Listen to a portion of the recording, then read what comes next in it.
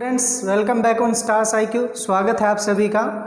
हम मध्यकालीन इतिहास पढ़ रहे थे और मध्यकालीन भारतीय इतिहास में हमने मुगल वंश के बारे में वीडियो स्टार्ट की थी और मुगल वंश के बारे में अभी तक हमने जहांगीर, अकबर, हुमायूं, बाबर, शाहजहाँ, कुछ प्रसिद्ध जो मुग़ल सम्राट रहे हैं उनके बारे में पढ़ लिया है। और जितने भी प्रसिद्ध मुग़ल सम्राट थे उनमें सिर्फ औरंगजेब ही बचे हुए हैं। और आज की जो हमारी वीडियो होगी वो होगी औरंगजेब के बारे में। औरंगजेब जो कि प्रसिद्ध हैं एक कट्टर मुस्लिम के रूप में, और बहुत सारे हिंदू मंदिर इन्होंने तुड़वाए, इसीलिए इन्हें कट्टर मुस्लिम कहा जाता है। और एक जिंदा पीर की संज्ञा इन्हें दी जाती है। तो चलिए शुरू करते हैं औरंगजेब के बारे में पढ़ना। तो औरंगजेब का जो जन्म हुआ था वो हुआ 1618 में और उज्जैन मध्य प्रदेश के अंदर। और मध्य प्रदेश में एक स्थान है जिसे बोला जाता है दोहाद। दोहाद में इनका जन्म हुआ था। इनकी माता का नाम मुमताज़ महल और पिता शाहजहाँ, जैसा कि हम सभी जानते हैं। मुमताज़ महल ने जो 14 बच्चों को जन्म दिया था, उनमें जो 7 जीवित बच्चे थे उनमें से एक था औरंगजेब। और मुमताज़ महल के द्वारा जितने भी बच्चों को जन्म दिया उनमें सबसे खतरनाक जो माना जाता है वो माना जाता है औरंगजेब को। हालांकि जो औरंगजेब के पिता है शाहजहाँ, वो भी अपने पुत्र औरंगजेब को पसंद नहीं करते थे। अब देखिए, एक ऐसा पुत्र जिसको उसका पिता ही पसंद ना करता हो तो वो कितना खतरनाक रहा होगा। और इनकी पत्नी का नाम था दिलरास बानो बेगम। दिलरास बानो बेगम इनकी पत्नी का नाम था।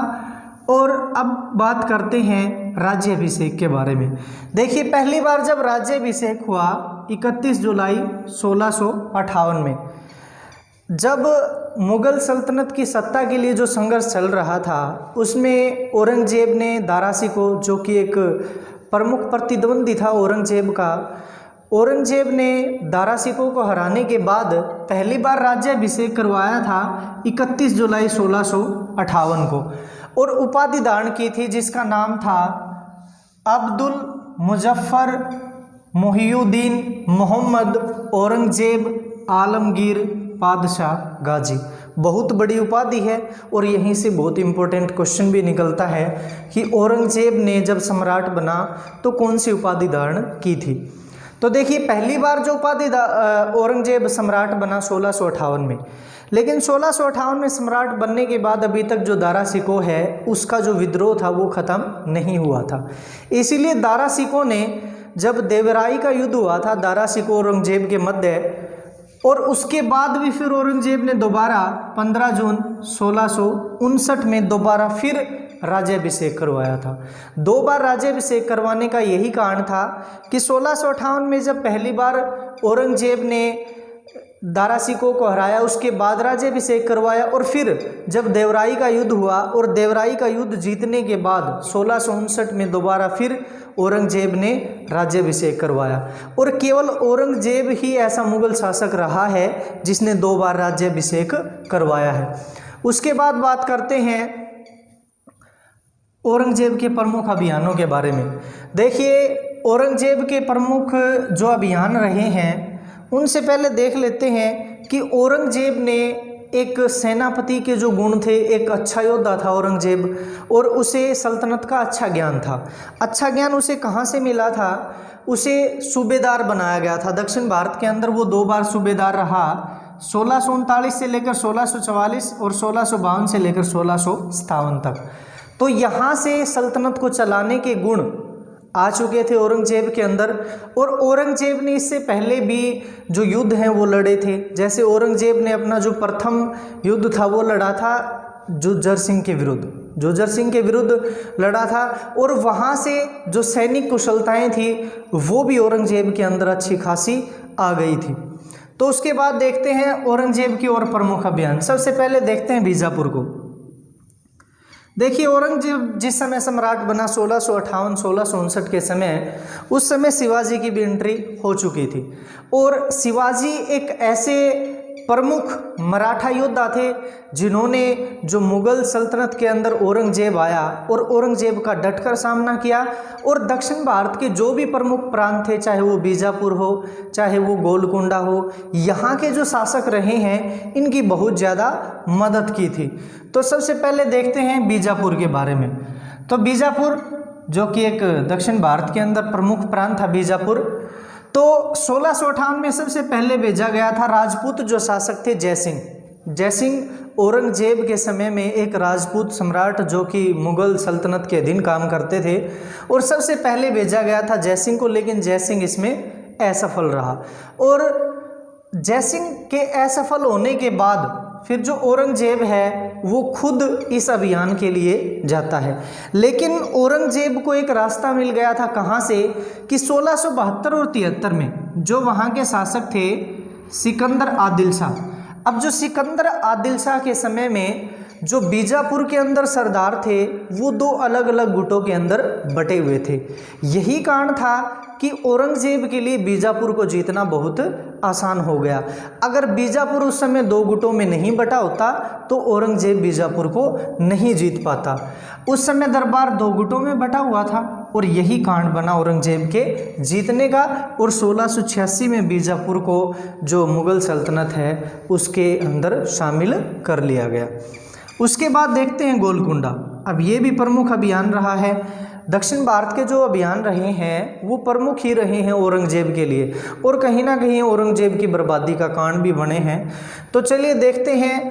अब 1685 में खाने जहां मुअज्जम, जिनको पहली बार भेजा गया था कि आप गोलकुंडा जाइए और गोलकुंडा को जीत लीजिए, लेकिन दक्षिण भारत के प्रांतों को जीतना इतना आसान नहीं था। इसीलिए फिर जो 1687 में जो औरंगजेब है वो खुद गोलकुंडा भी जाते हैं और गोलकुंडा को भी मुगल साम्राज्य में मिला लिया जाता है। और अब यहाँ से जो शिवाजी हैं उनके संघर्ष शुरू हो जाते हैं।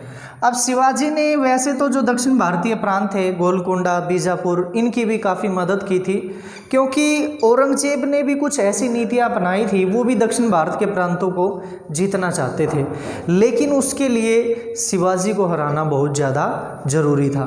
तो शिवाजी से जो संघर्ष हुए हैं मुगलों के, उनको देख लेते हैं और औरंगजेब के साथ क्या कुछ हुआ। अब देखिए, सबसे पहले 1656 में पहली बार शिवाजी ने आक्रमण किया था। एक तो अहमदनगर के किले पर और एक जुन्नार, ये जो दो किले थे इन पर सबसे पहले शिवाजी ने आक्रमण किया था। तब तक तो जो औरंगजेब है वो सम्राट भी नहीं बना था, इसीलिए औरंगजेब के समय मुगल जितनी भी सल्तनत के अंदर जितने भी साम्राज्य रहे हैं उनको चलाना औरंगजेब के लिए काफ़ी मुश्किल रहा था।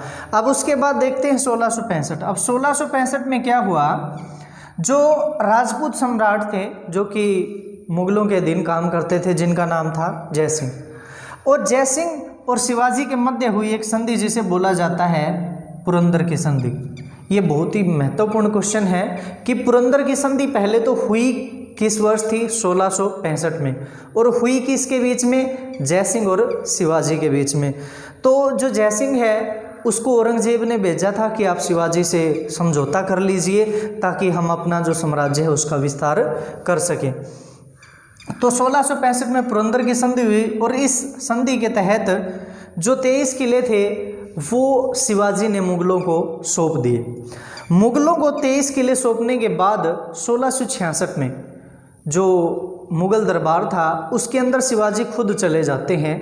क्यों? क्योंकि शिवाजी को लगता था कि अब तो हमारी जो मुगल हैं उनके साथ संधि हो गई है, क्योंकि शिवाजी ने जो 23 किले थे वो मुगलों को सौंप दिए थे। लेकिन वहीं पर शिवाजी को गिरफ्तार कर लिया जाता है और 1666 में गिरफ्तार करके जो जयपुर महल था वहाँ पर शिवाजी को रखा जाता है, लेकिन शिवाजी वहाँ से भाग जाते हैं। लेकिन भागने के बाद फिर दोबारा शिवाजी को कैप्चर कर लिया जाता है और 1680 में शिवाजी की मृत्यु हो जाती है। देखिए, जब शिवाजी भागे थे जयपुर महल से तो कहा जाता है कि जो जयसिंह और जसवंत सिंह दोनों राजपूत शासक थे और मुगल वंश के अधीन काम करते थे और मुगल वंश के लिए काफ़ी वफादार भी थे। लेकिन उस समय जो जयसिंह के पुत्र थे उनकी जिम्मेदारी थी शिवाजी का ध्यान रखने की, उनकी नज़रबंदी के अंदर शिवाजी को रखा गया था, लेकिन शिवाजी भाग गए थे और वहीं से जयसिंह के ऊपर इल्ज़ाम लगने शुरू हो गए थे कि आपने शिवाजी को भगाने में मदद की है। और वहीं से जो राजपूत सम्राट थे, चाहे वो जयसिंह हो या फिर जसवंत सिंह हो, इन दोनों के जो संबंध थे वो औरंगजेब के साथ यहाँ से खराब होने शुरू हो गए थे। और उसके बाद शिवाजी के जो दो पुत्र संभाजी और शाहू, अब संभाजी की तो हत्या करवा दी गई थी कब, 1687 के अंदर, और जो शाहू था उसको गिरफ्तार कर लिया गया था। शाहू को गिरफ्तार कर लिया गया और जो औरंगजेब है वो कहीं ना कहीं जो मराठा प्रमुख सम्राट थे उनको कंट्रोल करने में, उनको नियंत्रित करने में सफल हो पाया। लेकिन औरंगजेब को ऐसा करने के लिए बहुत सारा समय और बहुत सारे जो धन है वो खर्च करना पड़ा। और इसीलिए कहा जाता है कि जो दक्षिण के अभियान रहे हैं औरंगजेब के लिए, वो कहीं ना कहीं औरंगजेब की बर्बादी का कारण रहे हैं, कि दक्षिण भारत के अभियानों ने औरंगजेब को क्या कर दिया था, बर्बाद कर दिया था। अब उसके देखिए ये एक अहोम जो पॉइंट हमारा, अहोम जिसे असम नाम से जाना जाता है, अब जो असम है ये हमारा अभियान एक रह गया था, लेकिन सबसे पहले जो प्रमुख अभियान थे वो हमें पढ़ने थे, इसलिए हमने अहोमों को नीचे रखा है। और अहोम के अंदर जो मीर जुमला थे, मीर जुमला जो कि एक मुग़ल सल्तनत के दिन काम करते थे, उन्होंने 1661 में अहोम पर आक्रमण किया था। देखिए 1660 के अंदर जो मीर जुमला है वो हम के अंदर पहुंच गए थे, लेकिन उन्होंने आक्रमण किया कब, 1661 में। 1661 में आक्रमण किया और मुग़ल सल्तनत के अंदर मिला लिया गया। लेकिन जो अहोम थे वो भी कम कुशल योद्धा नहीं थे। 1663 में वापस फिर जो अहोम है वो एक स्वतंत्र जो राज्य है वो बन जाता है। अब उसके बाद देखते हैं औरंगजेब के काल में जो प्रमुख विद्रोह हुए, और औरंगजेब के काल में जो प्रमुख विद्रोह हुए हैं उनमें सबसे जो महत्वपूर्ण विद्रोह है वो है जाट विद्रोह। अब जाटों ने जो विद्रोह किए थे औरंगजेब के काल में, उन्होंने कहीं ना कहीं औरंगजेब की जड़ें हिला दी थी। अब पहले तो सबसे पहले तिलपत जो स्थान था, वहाँ के जो सम्राट थे जिनका नाम था गोकुल जाट, गोकुल जाट ने सबसे पहले औरंगजेब के विरुद्ध विद्रोह की शुरुआत की थी। और उसके बाद 1688 में राजा राम जाट को मार दिया गया था, क्योंकि गोकुल जाट के बाद जो विद्रोह की कमान थी वो संभाली थी राजा राम जाट ने। और बताया जाता है कि राजा राम जाट ने अकबर की जो हड्डियां हैं उनको खोद कर जला दिया था। इतना खतरनाक था राजा राम जाट भी, एक बहुत ही प्रसिद्ध योद्धा रहे हैं। और 1688 में लेकिन इनकी हत्या करवा दी गई थी। 1688 में इनकी हत्या होने के बाद जो इनके भतीजे हैं जिनका नाम है चूड़ामन, चूड़ामन ने विद्रोह को जारी रखा और जो अपना जो एरिया था उसको जीत लिया। और उस समय जो सूरजमल थे, और सूरजमल के नेतृत्व में जो भरतपुर नामक स्थान है राजस्थान के अंदर, उसकी स्थापना की गई थी। और ये की गई थी किसके समय, सूरजमल के नेतृत्व के समय। अब उसके बाद देखते हैं बुंदेला विद्रोह। बुंदेलखंड जो कि मध्य प्रदेश की जो सीमा है वहाँ पर पड़ता है। अब बुंदेलखंड के अंदर भी जो सम्राट थे चंपत राय बुंदेला, उनके नेतृत्व में विद्रोह प्रारंभ किया गया। 1661 में इन्होंने विद्रोह को प्रारंभ किया था, 1661 में। और देखिए 1707 में औरंगजेब ने छत्रपाल बुंदेला से संधि की थी। अब यहाँ से 1661 से लेकर अब जब छत्रपाल की एंट्री हुई थी, अब उस समय से लेकर देखिए आप 1707 तक का समय, क्योंकि 1707 में औरंगजेब की मृत्यु हो गई थी। लेकिन उससे पहले 1705 में औरंगजेब ने छत्रपाल से संधि की थी। लेकिन जब 1707 में औरंगजेब की मृत्यु हुई तो जो छत्रपाल है वो स्वतंत्र सम्राट बना, कहाँ का, बुंदेलखंड का। बुंदेलखंड का स्वतंत्र सम्राट बना छत्रपाल। तो ये बुंदेलखंड जो साम्राज्य था ये भी यहाँ से आज़ाद हो गया था। तो ये थी हमारी फर्स्ट स्लाइड, जिसके अंदर हमने देखा औरंगजेब के समय के प्रमुख अभियानों के बारे में, उनके जन्म के बारे में कुछ और डिटेल्स। उम्मीद है कि वीडियो आपको अच्छी लग रही होगी, तो प्लीज़ लाइक, शेयर और कमेंट भी कर दीजिए। तो चलिए चलते हैं औरंगजेब के जीवन के बारे में। और औरंगजेब के समय जो प्रमुख विद्रोह हुए थे उनके बारे में पढ़ लिया है। अब एक दो जो विद्रोह बचे हुए हैं उनको देख लेते हैं। सबसे पहले तो है राजपूत विद्रोह। देखिए, राजपूत जो रहे हैं वो औरंगजेब के शुरुआत से ही काफ़ी वफादार थे, लेकिन जैसे ही शिवाजी बचकर निकल गए थे जयपुर महल से, उसके बाद से औरंगजेब का विश्वास जो है वो राजपूतों में कम हो गया था। और इसी कारण क्लैश हुए राजपूतों के और मुग़ल जो सम्राट थे औरंगजेब के। तो सबसे पहले देखिए 1678 में जो मारवाड़ के शासक थे जसवंत सिंह, उसकी तो इस समय तक मृत्यु हो चुकी थी। तो 1678 में मृत्यु होने के बाद उसके जो पुत्र थे अजीत सिंह, जिनकी आयु बहुत कम थी, लेकिन एक मारवाड़ जो व्यक्ति थे जिनका नाम था दुर्गादास। दुर्गादास जो है वो अजीत सिंह को और अपनी पत्नी को लेकर जोधपुर में चले गए थे।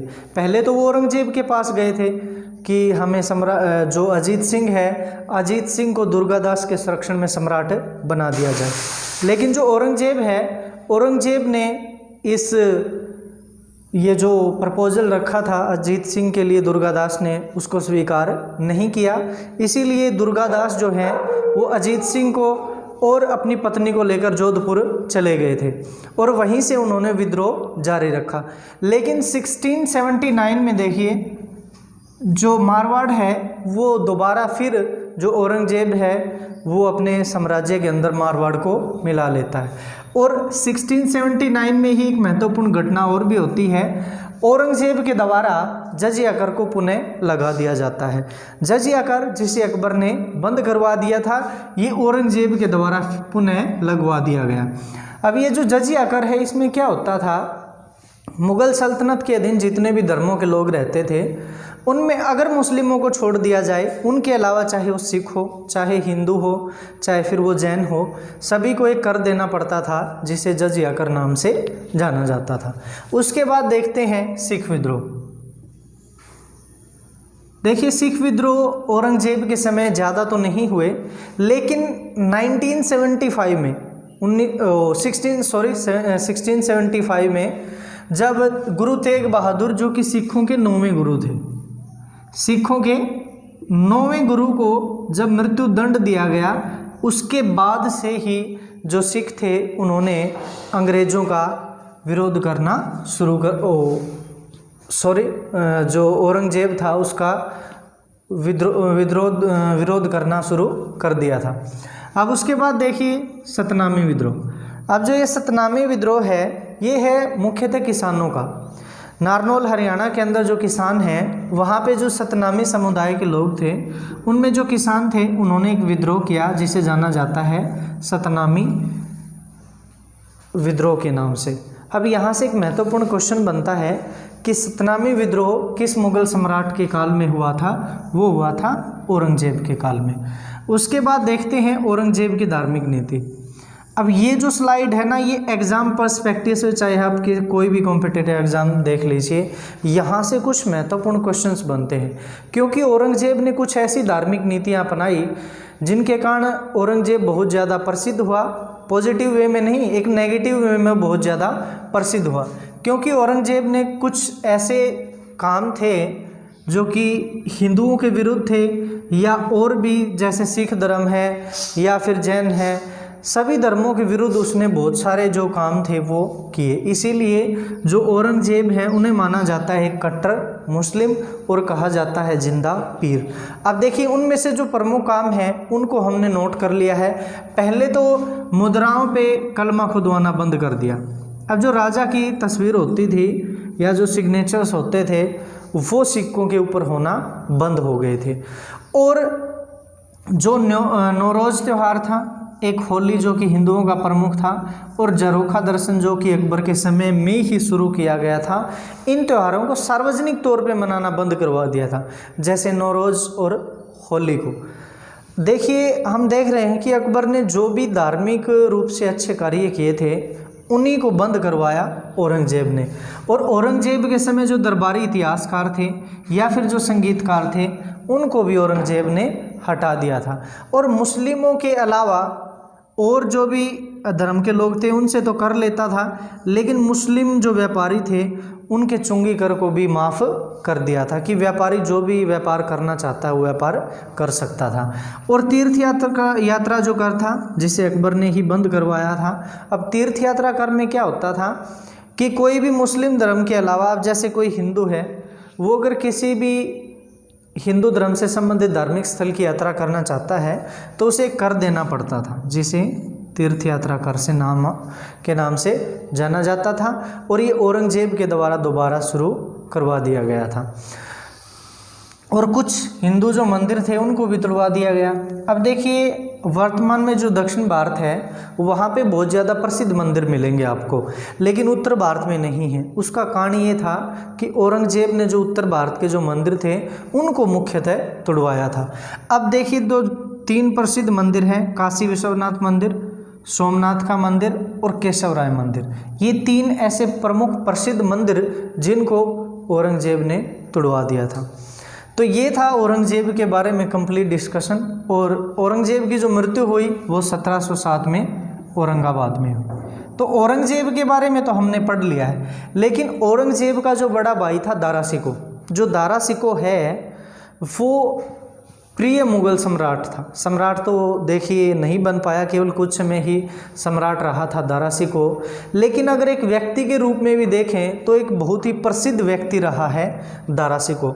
तो दारा शिकोह के बारे में थोड़ा सा जान लेते हैं। दारा शिकोह का जन्म हुआ 16 मार्च 1615 अजमेर में। ये मस्ट अवेटेड चाइल्ड कह सकते हैं। क्यों? क्योंकि मुमताज़ महल ने उस समय 2 लड़कियों को जन्म दिया था और लड़का जो पहला हुआ था वो हुआ था दारा शिकोह। इसीलिए जो शाहजहाँ है वो दारा शिकोह से बहुत ज़्यादा प्यार करता था। और जितने भी मुग़ल सम्राट थे, औरंगजेब के जो पुत्र थे, जैसे ये जो शाहजहाँ था, शाहजहाँ के जितने भी पुत्र थे, सॉरी औरंगजेब नहीं, औरंगजेब तो शाहजहाँ का ही पुत्र था। तो शाहजहाँ के जो भी पुत्र थे, जैसे कि दारा शिकोह, औरंगजेब या फिर शाह शुजा। अब दारा शिकोह को छोड़कर और जितने भी शाहजहाँ के पुत्र थे, शाहजहाँ ने उनको अलग अलग क्षेत्रों के अंदर सूबेदार बना रखा था।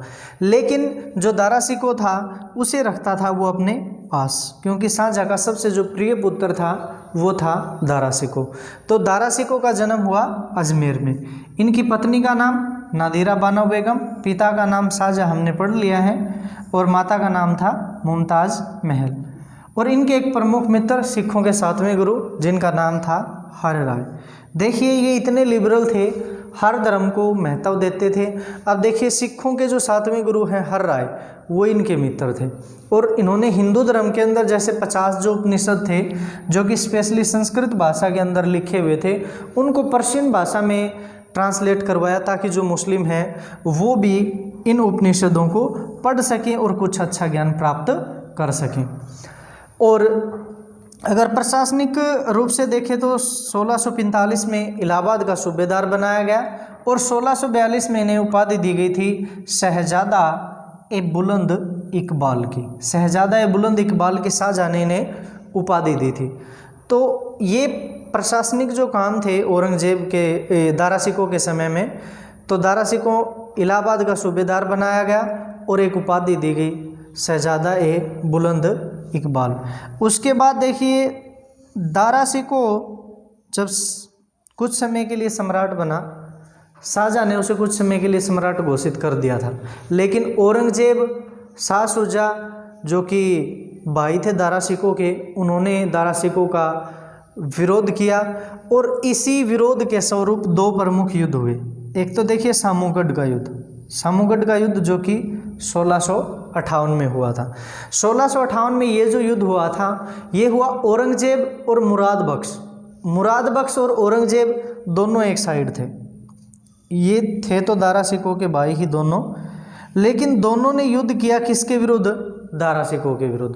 और दारा जो शिकोह है वो इस युद्ध के अंदर हार जाता है। देखिए, दारा शिकोह तो युद्ध के अंदर हार गया, लेकिन जो इसका साथ दे रहा था ना औरंगजेब का साथ दे रहा था मुराद बख्श को भी मरवा दिया था औरंगजेब ने, इतना ज़्यादा कट्टर था ये।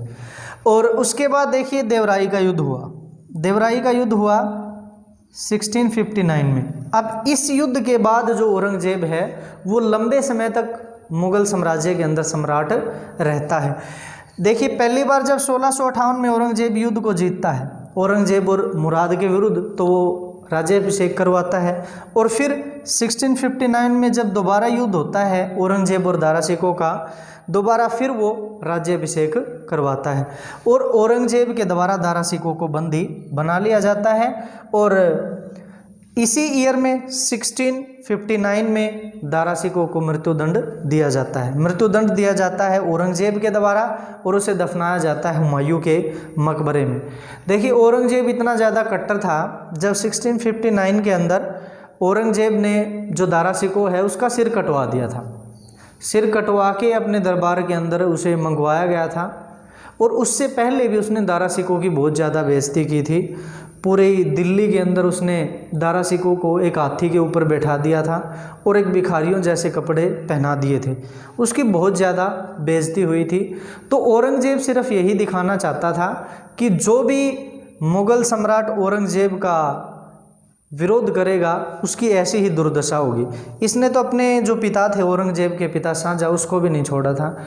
लगभग 8 वर्ष तक उनको बंदी बनाकर रखा गया था और बाद में फिर उनकी मृत्यु हो गई थी। वैसे तो जो मुराद और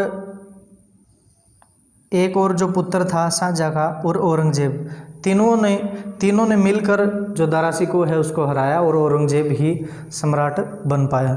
तो जो दारा सिकों है ये भी करैक्टर इम्पोर्टेंट है।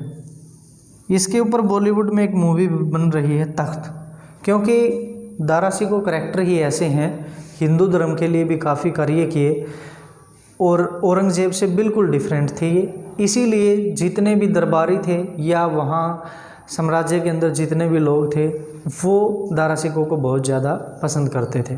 तो ये था हमारा कंप्लीट डिस्कशन। मुग़ल सल्तनत के जो प्रमुख 7 सम्राट थे उनको हमने पढ़ लिया है, और अब जो हमारी नेक्स्ट वीडियो आएगी उसके अंदर हम मुग़ल वंश से संबंधित कुछ महत्वपूर्ण प्रश्नों को हल करेंगे। वो मस्ट इम्पॉर्टेंट वीडियो होगी, उसको ज़रूर देखिए। और इस वीडियो को भी अगर वीडियो आपको अच्छी लगी हो तो शेयर ज़रूर कर दीजिए, और अभी तक आपने अगर चैनल को सब्सक्राइब नहीं किया है तो चैनल को सब्सक्राइब कर लीजिए। Keep watching stars IQ। Thanks for watching my videos.